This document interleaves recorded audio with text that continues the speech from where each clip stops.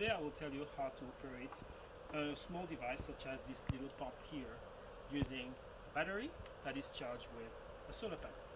So first, you need to set up your system. You need to charge your battery. So you have a solar panel here that is connected to what's called a charge controller. The charge controller gets electricity from the panel and then sends this electricity back to the battery. It's very important that you have a charge controller to make sure that you don't overcharge or over discharge your battery and damage it in the process.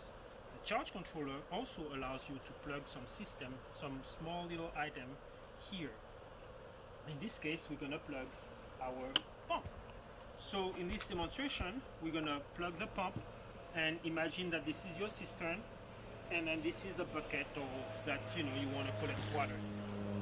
So you're going to set up your system, make sure everything is set, make sure the hose is in the water, and then after that you're going to connect your little pump to the battery using the connection offered by the charge controller.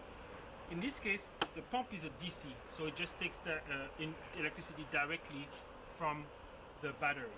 If it were a different type of item, such as something that you plug in the wall, you would need an inverter. But in this case, we don't need an inverter. So we just plug it in.